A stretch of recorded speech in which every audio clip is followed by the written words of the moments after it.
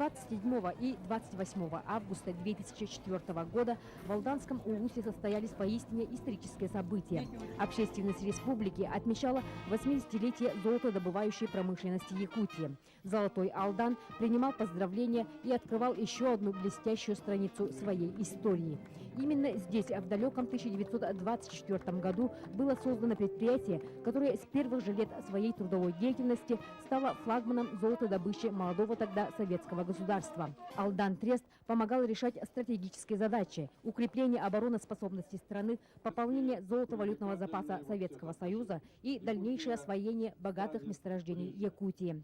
Сейчас правопреемником славного Алдан Треста является горно-рудная компания «Алдан Золото». Праздничная встреча с коллективом компании в Доме культуры поселка Нижний Куранак начинается с просмотра документального фильма, рассказывающего о богатой истории, о традициях алданских золотарей.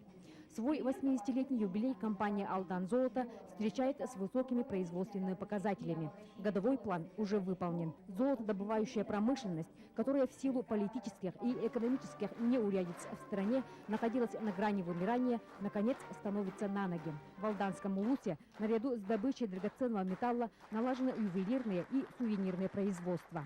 Одним из самых радостных моментов в череде юбилейных мероприятий стало открытие нового учебно-лабораторного корпуса Алданского политтехникума, оснащенного по последнему слову техники. И руководство республики возлагает на него большие надежды. Многие руководители нашей республики, большого и среднего уровня, многие руководители наших предприятий республики, и не обязательно золотодобывающих, закончили этот политехникум.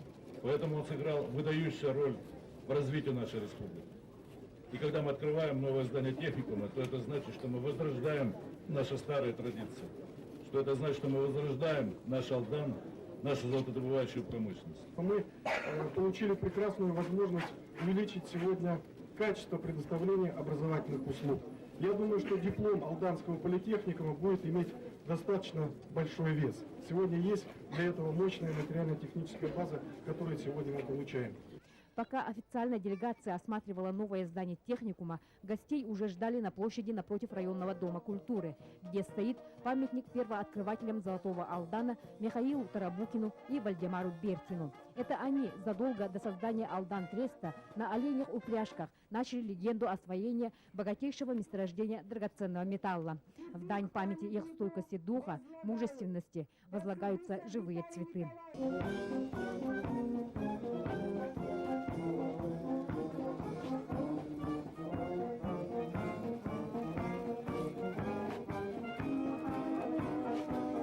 Якутская земля тоже помнит те далекие годы и присоединяется к воспоминаниям людей. А иначе как объяснить этот ливень, начавшийся так неожиданно и бурно? Много воды утекло, много песка было намыто за эти 80 лет на благодатной алданской земле. Сколько поколений золотарей здесь сменилось. И их связывает одно – это преданность своему делу. У них особая закалка – золотая.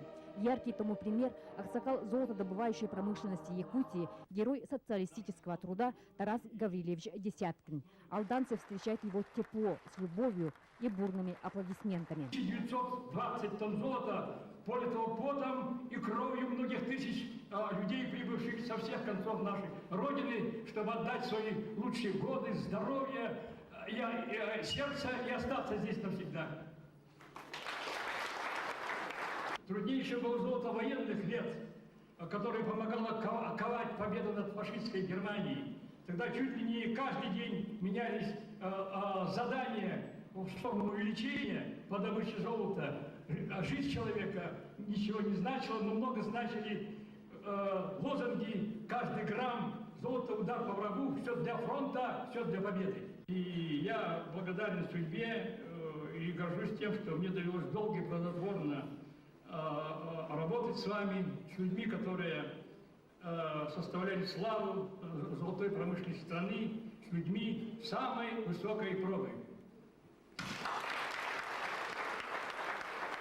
Во все времена золото служило человечеству символом богатства, власти, символом экономической независимости и самостоятельности. Поэтому нам, безусловно, без золота не обойтись. Ну, а юбилей всегда праздник. Позвольте позвольте мне тоже от всей души поздравить всех вас с большим праздником, с успехом отрасли. И прежде всего, дорогих мне ветеранов, низкий поклон всем вам, удачи в вашем благородном деле, крепкого здоровья, счастья, оптимизма. Надо верить, что трудности будут преодолены, отрасль будет восстановлены. Мы в этой жизни должны выстоять, выжить и победить. Во время юбилейных торжеств не раз было подчеркнуто, что сейчас пришло время для создания мощной золотодобывающей компании, которая по своему производственному размаху и инфраструктуре была бы ровней акционерной компании «Алроса». Глава республики Вячеслав Штыров говорит, что по Большому океану плавают большие корабли. Для освоения гигантских месторождений, таких как в нашем поле, Нижданенко, значит, месторождение группы Кичус, требуется большая компания. Такая компания примерно как «Алроса». Вот почему взят курс на создание на базе «Алдан-Золото», горнорудной компании «Алдан-Золото», которая совместно с инвестиционной группой «Алроса» должна освоить все эти группы месторождений.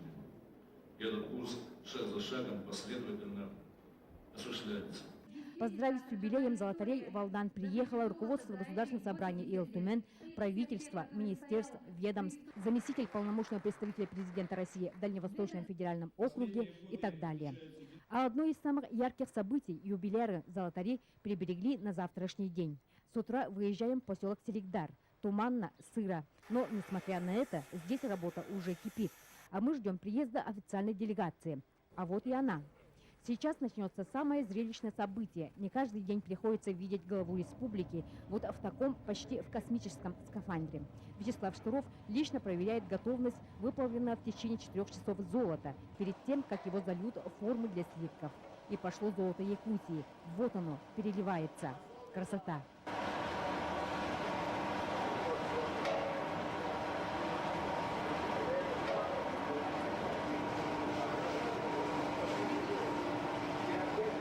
Кто-то успевает фотографироваться.